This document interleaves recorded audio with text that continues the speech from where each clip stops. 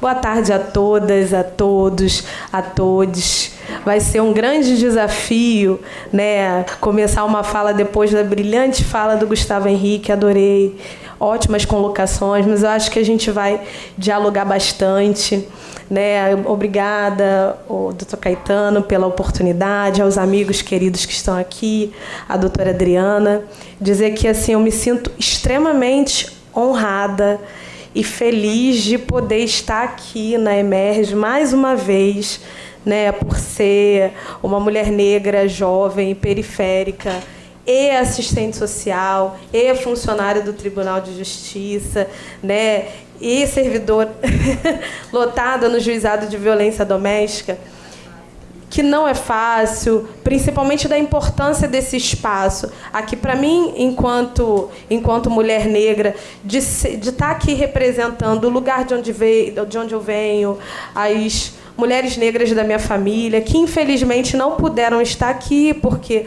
não podem se ausentar do trabalho. Eu gostaria muito de tê-las aqui, mas infelizmente isso não é possível.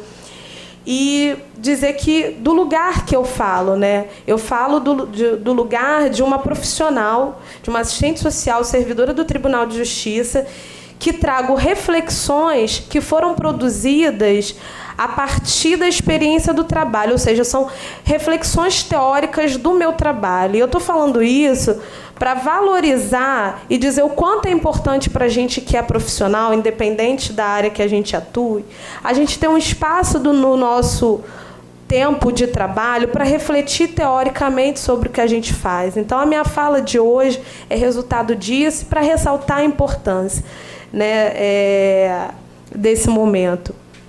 E aí, obviamente, que isso é possibilitado, né, pela minha formação aqui na Emerge, que foi assim, um divisor de águas na minha vida pessoal, na minha vida acadêmica. E esse debate que eu venho trazer hoje é um debate que foi um horizonte aberto aqui na Emerge. Eu sou formada em serviço social, um curso, né, que tem uma tradição marxista, um curso que resistiu, né, por muito tempo fazer um diálogo com o debate de raça, com o debate de gênero, e que agora a gente vê um curso mais comprometido e mais aberto a esses debates, e muito por pressão das alunas e dos alunos negros que chegaram à universidade. Então, assim, eu falo desse lugar.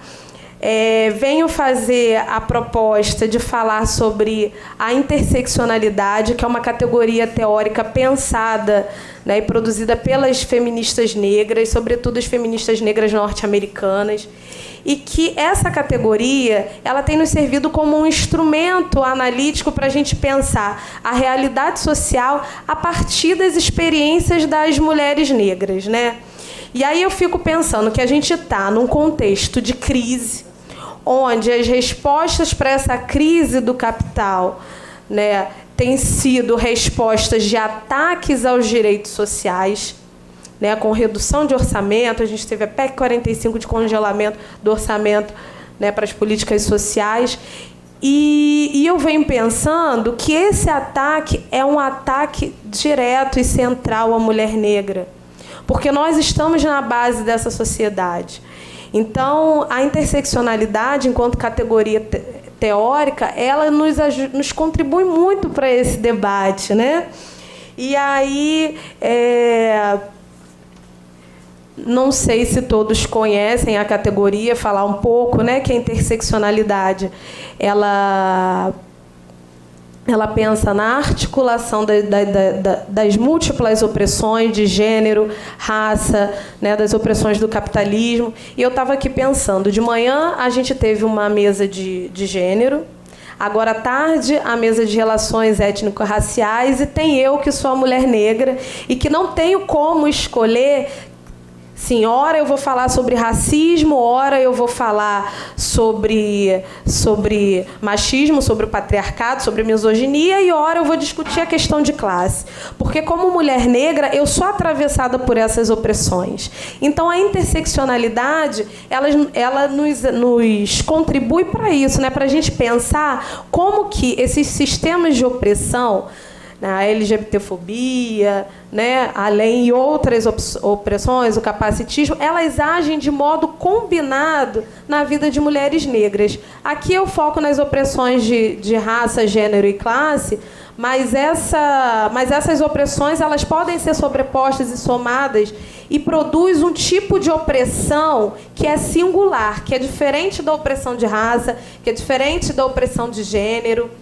E nós, feministas negras, né, me incluo também, enquanto feminista negra, mas as feministas negras, quando pensaram nessa categoria de análise, pensaram muito de uma dificuldade de serem compreendidas pelo movimento feminista hegemônico, que era o movimento feminista branco, e aí é bom a gente anotar, né, e retomar que o feminismo surge enquanto categoria teórica questionando a universalidade do termo homem. E aí o feminismo negro questiona o feminismo hegemônico, né, no sentido de questionar essa universalidade do termo mulher, porque não encontravam, né, no feminismo hegemônico o atendimento das suas pautas, como, por exemplo, a vida dos homens negros é uma pauta das mulheres negras e é uma pauta de difícil compreensão, hoje nem tanto, das feministas hegemônicas. E, por outro lado, dentro do movimento negro, nós, mulheres negras, tínhamos as nossas pautas, as nossas agendas secundarizadas, as nossas agendas de gênero, né, as relações, as nossas lutas por maternidade, a nossa luta pelos direitos reprodutivos. Isso não era... a gente não tinha tanto espaço no movimento negro. E a gente não tem, como eu havia falado, escolher se eu vou lutar numa luta antirracista, numa luta antipatriarcal, porque a gente é atravessada por essas opressões. E aí, a partir dessa categoria de análise proposta pelas feministas negras, eu proponho a gente a pensar nas políticas públicas, né? E de que maneira o ataque a essas políticas públicas representa um ataque frontal às mulheres negras, né? Se a gente for pensar na saúde, esse desmonte da saúde é um desmonte que é direcionado a um grupo populacional e que acaba sendo mais perverso a nós, mulheres negras, porque a gente também experimenta um tipo de violência, que é a violência obstétrica, né? O nascer de uma criança negra, o nosso nascer é um nascer violento. Se a gente considerar que a maioria das vítimas de violência obstétrica são mulheres negras. Eu, nessa minha fala, eu não tenho como, eu até peço desculpa, que vai ter momentos que eu vou ficar muito tocada, eu não tenho como não pensar nas experiências da minha família, né? Há pouco tempo eu estava conversando lá em casa, no almoço de domingo, quantos familiares a gente perdeu pela ineficiência do Estado, pela falta de um atendimento médico de qualidade, por uma ambulância que não chegou na hora. Ano passado eu perdi uma prima por uma ambulância que não chegou na hora. E que se tivesse chegado 1h30 antes, olha, gente, 1h30 antes, que ela ficou esperando, ela estaria aqui até hoje, né? Então, a gente percebe que na política de saúde, o racismo e as opressões de gênero e as opressões do capitalismo operam junto no sentido de desmontar essas políticas, né, para que a gente, enquanto população, receba o que há de pior nessas políticas.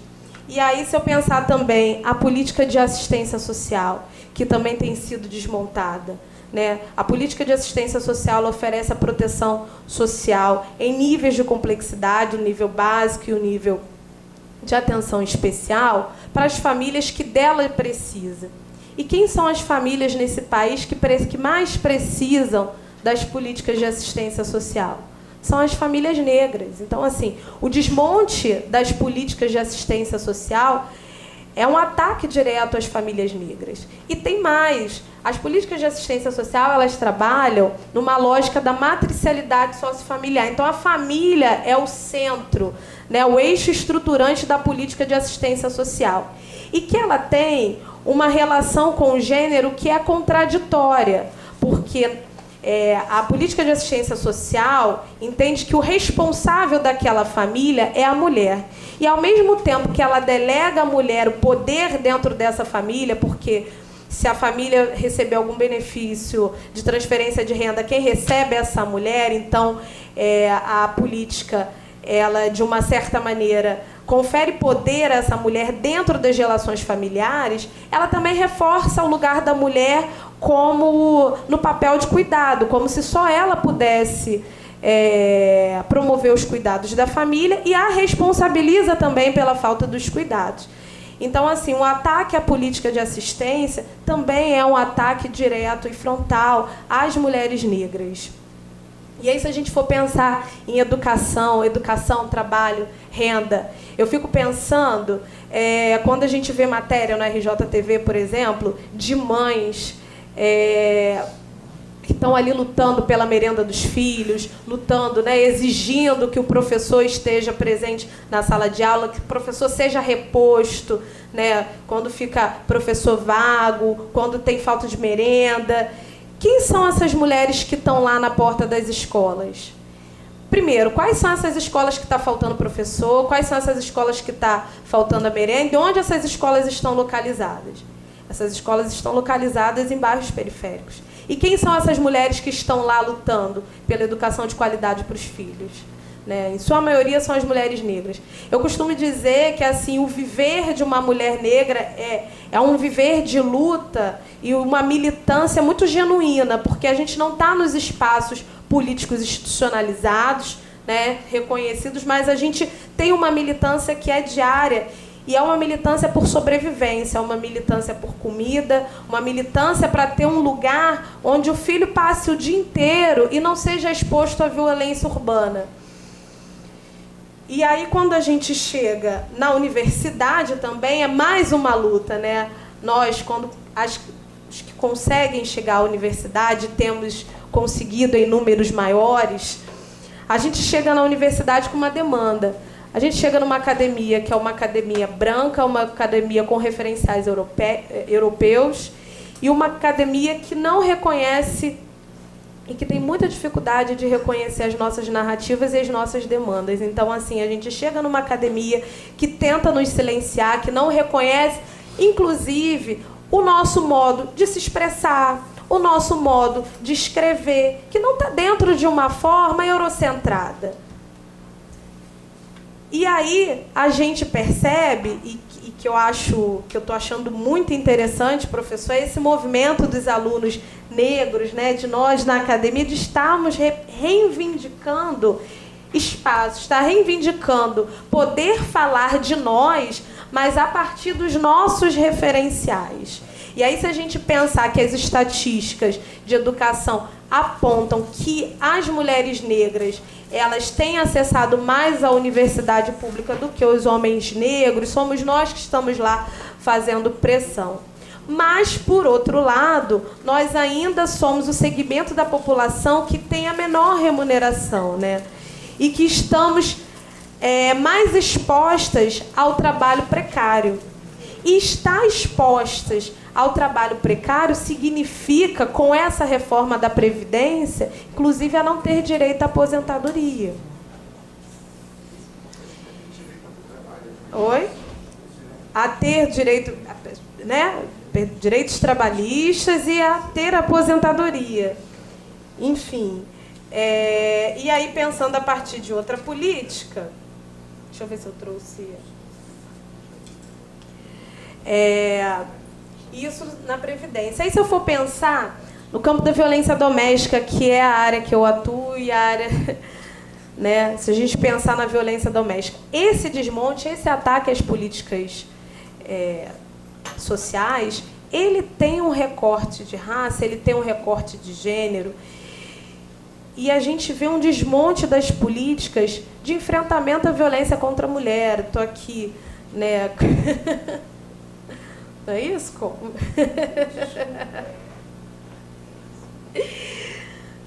E...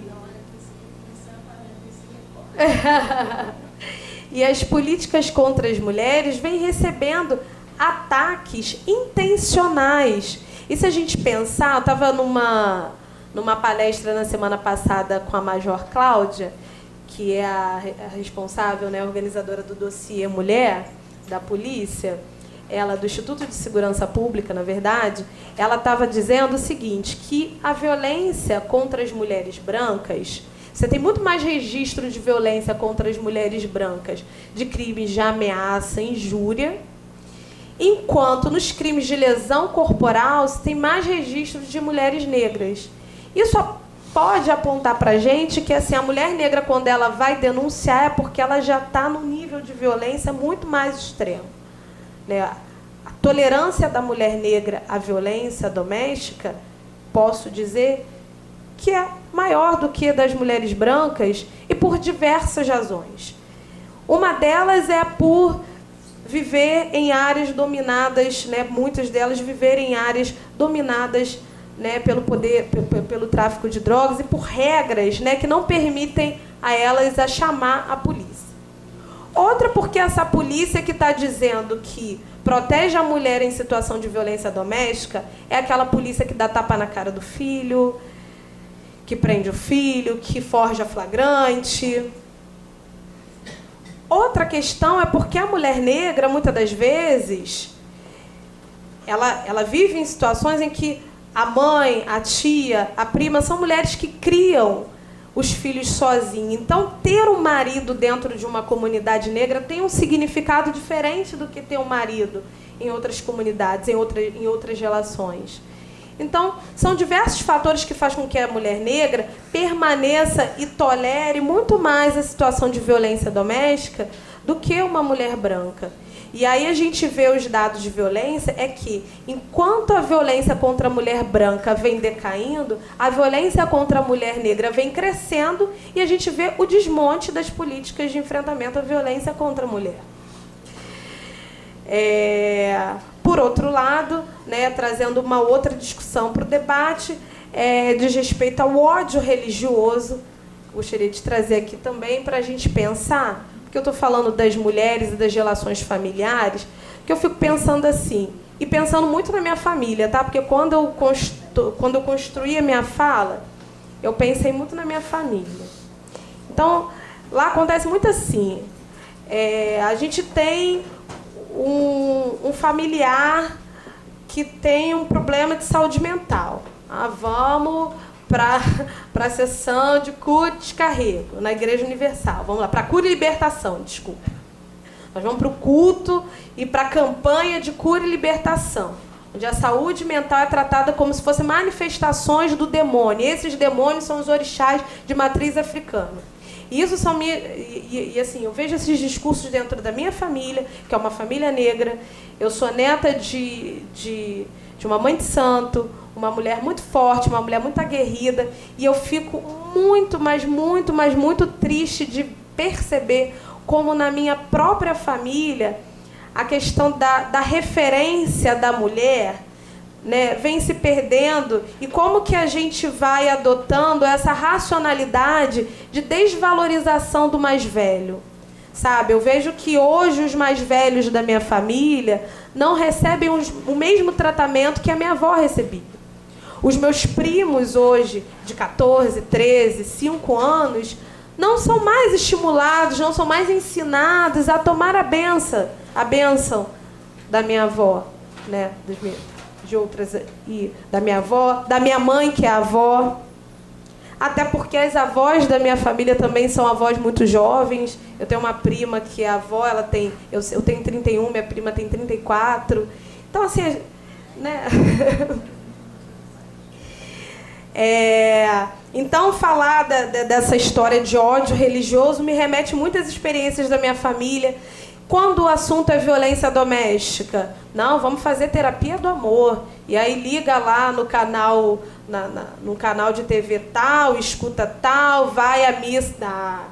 ao culto no dia tal, e que tem a terapia do amor, tem o Ministério das Mulheres, e que são espaços onde a mulher tem sido relegada ao espaço do cuidado e da subalternidade ao homem. Então as mulheres são educadas nesses espaços assim, não, olha, brigou com o marido, então você chega em casa, você faz a melhor comida, não discuta, um lado tem que ceder e o homem nunca cede, porque a gente sabe que é a natureza do homem ser mais agressivo. Então que reforça esses estereótipos de gênero.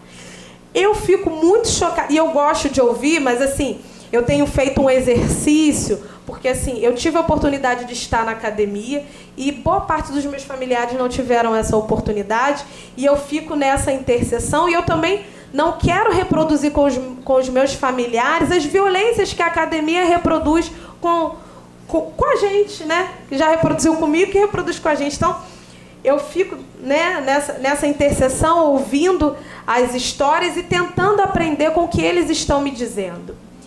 E aí, nesses programas também religiosos, né, que falam, tem a corrente lá da segurança, tem a corrente de oração para o desemprego, ou seja, as igrejas estão entrando no lugar onde o Estado não está chegando, e não está chegando intencionalmente. O Estado não quer chegar. Não quer chegar para a gente. Sabe, uma situação de... Assim, eu tenho uma tia que viveu anos de violência doméstica, está numa situação de depressão, e não, isso é falta de Deus. Sabe? E aí... E dentro e muito próximo, né, desse reforço ideológico, desse papel de reforço ideológico, né, de desqualificação né, e que ajuda para o ódio religioso, a gente tem também as grandes mídias, né, e que vão não nos conduzir para o ódio religioso, mas vão nos conduzir para uma outra coisa que é muito mais perversa, que é fazer a gente que é negro ter medo da gente mesmo. Então, primeiro a gente nega a nossa religião e a gente também passa a ter medo da gente mesmo. Quantas vezes, eu não sei se eu posso fazer essa pergunta a vocês, mas quantas vezes vocês já sentiram medo de ver 2 homens negros numa moto? Eu já ouvi relatos de pessoas que se sentiram aliviadas porque na moto tinham 2 homens brancos e não 2 homens negros. E isso é produzido socialmente, e essa sensação de medo que a gente tem de nós mesmos é algo que me deixa assim tão indignada e que me deixa assim tão chateada, sabe? Tão revoltada. Que é isso que a gente vem vivendo. E assim, a gente tem os programas de TV que estão dizendo pra gente a todo momento quem que é o perigoso, quem que é o inimigo. Toda hora você tem lá. E assim, os programas de TV, eu fico observando que eles passam de manhã, porque a minha mãe vê. É de manhã cedo, na hora que ela está se arrumando para ir trabalhar. Você já tem um programa policial ali de manhã bem cedinho, em algumas emissoras de TV aberta. Na hora do almoço também, o programa começa por volta de meio-dia e vai até 2 horas da tarde, também dizendo quem é o bandido, quem é que está sendo preso, quem é que está morrendo, quem é que está matando, né, com pautas extremamente conservadoras. E aí lá os apresentadores estão exigindo pena de morte, estão exigindo prisão perpétua, que bandido bom é bandido morto. Isso na hora que o trabalhador levanta para se arrumar para ir para o trabalho, na hora do almoço e no retorno de casa, porque 6 horas da tarde tem mais um programa policial dizendo isso para a gente o tempo inteiro. E aí a gente compreende, assim, às vezes eu compreendo quando eu tive familiares meus defendendo, né, uma política genocida, por exemplo, dizendo que bandido bom é bandido morto. E aí, meses depois, a gente se depara que o bandido que eles estão chamando somos nós. É o meu primo, é o meu irmão, é o meu sobrinho.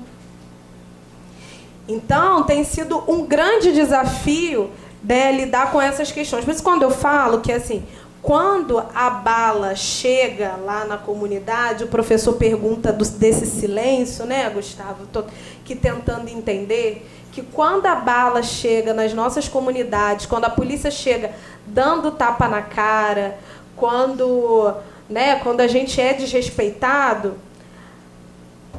já chegou na instância máxima, sabe? A gente já foi muito desrespeitado, a gente já teve a nossa humanidade já extirpada, a gente já chegou num nível de falta de desumanização tão grande que a prisão, por exemplo, de um familiar acaba sendo mais um, os 80 tiros é mais um, a morte das crianças. Esse ano a gente foram, se eu não me engano, 14 crianças e adolescentes assassinadas. Eu tenho esse número aqui. Deixa eu ver aqui. Mas eu trouxe esse número só para a gente pensar: 24 crianças e adolescentes assassinadas em operações policiais no estado do Rio de Janeiro. Isso não é um número irrelevante, é um número muito alto, né? E a gente perde, inclusive, a capacidade de agir. A gente fica muito, né, desmobilizado seria a palavra. E eu trago esses assuntos hoje para discutir, e para mim tem sido muito difícil, está até difícil conduzir essa fala hoje, porque ontem eu tive um primo que foi preso por tráfico de drogas e tem testemunhas dizendo que foi forjado, que ele não estava com a quantidade, que ele não estava com a bolsa de drogas, enfim. Né? E aí eu tô aqui, mas estava cedo de olho no WhatsApp, vendo como que a gente faz para evitar as violações de direitos dentro da minha família, enfim.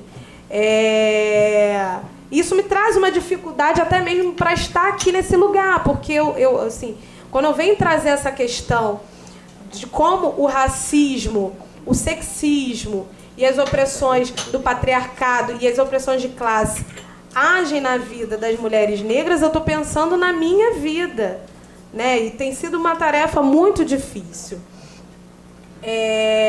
E aí, assim, quando a gente pensa, né, que, não, então vamos nos fortalecer politicamente, vamos eleger representantes políticos para dizer sobre nós, para legislar por nós, a gente é surpreendido com o assassinato da Marielle Franco, né, que foi um golpe que é sentido até hoje, um feminicídio político. Marielle foi assassinada ela não foi assassinada porque ela estava incomodando A ou B por conta do que ela estava investigando. Marielle foi assassinada porque ela foi considerada um alvo fácil. Porque dentre os políticos de esquerda, tinham outros também que faziam essas discussões e essas pautas. Mas a Marielle era o corpo descartável, era o corpo que ali dentro daquele espaço, era o corpo que tinha menos valor. Então, foi um golpe que a gente sofreu, mas surpreendentemente, né, a gente, como população negra e como mulher negra, a gente se fortalece na luta. A gente teve essas últimas eleições com aumento da representatividade de mulheres negras, mas ainda assim não chegamos nem de perto aos patamares que a gente deseja. As mulheres negras não são as que dentro do partido recebem os maiores orçamentos, as maiores receitas para as suas campanhas, comparado aos homens negros. Se comparar aos homens brancos, também não.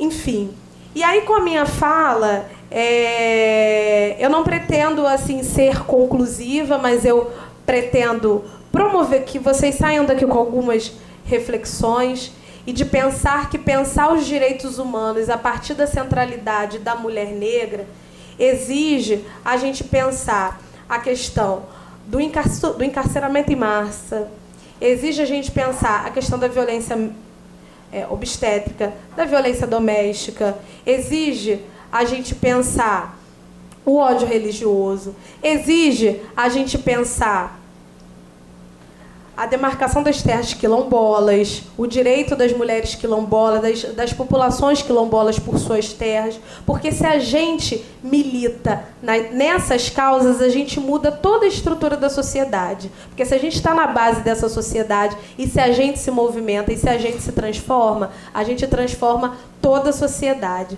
Então é isso. Muito obrigada. Muito obrigada, Caetano.